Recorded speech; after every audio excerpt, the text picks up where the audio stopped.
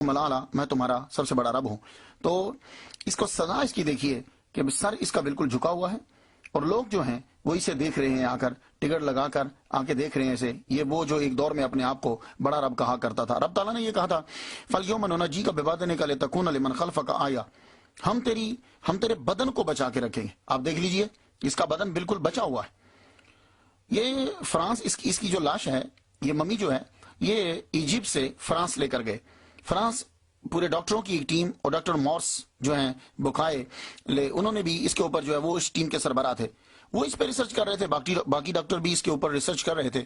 باقی ڈاکٹر یہ سوچ رہے تھے کہ ممی جو ہے ہنوت کیسے کی جاتی ہے، لیکن ڈاکٹر مورس جو تھے وہ یہ سوچ رہے تھے کہ یہ بدن بچا ہوا کیسے ہے۔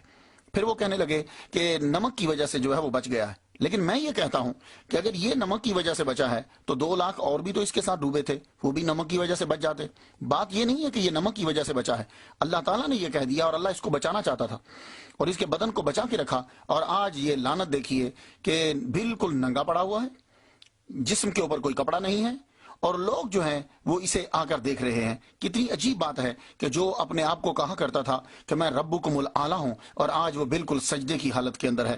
تو خواتین و حضرات، یہ چیز دیکھنے کے بعد کسی نے، جب ڈاکٹر ماس بکائے ریسرچ کر رہا تھا اس کے اوپر، تو کسی نے اس کے کان میں یہ کہہ دیا کہ قرآن مجید کے اندر پہلے سے مسلمانوں کا یہ دعویٰ ہے کہ اس کا تذکرہ ہمارے قرآن میں پہلے سے ہے۔ کہنے لگا یہ ہو ہی نہیں سکتا۔ جب اس کو دکھایا گیا تو پھر اس نے جا کر اپنی کتاب کو پڑھا، تو بائبل کے اندر یہ لکھا ہوا تھا کہ سب کے سب ڈوب گئے، ایک بھی نہیں بچا، ایک بھی نہیں بچا۔ تو جب اس نے بائبل میں یہ دیکھا تو قرآن مجید کہہ رہا ہے کہ اس کا جسم جو ہے وہ ہم نے بچا دیا۔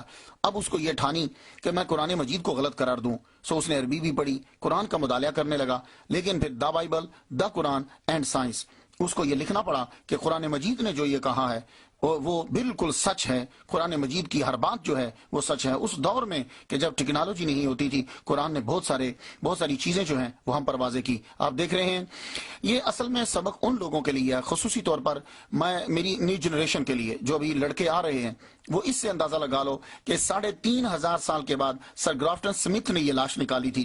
وہ لاش چھپا نہیں سکے، لاش کو لوگوں کے سامنے واضح کر دیا، کیونکہ اللہ تعالیٰ دکھانا چاہتا ہے کہ میرا جو میں نے نازل کیا اپنے نبی کے اوپر قرآن، وہ بالکل سچ ہے۔ تو خواتین و حضرات، جب یہ قرآن مجید سچ ہے، قرآن مجید کی ہر بات سچ ہے، اسی طرح قرآن نے جو کہا ہے اخلاقیات کے بارے میں، معاملات کے بارے میں، وہ بھی سچ ہے۔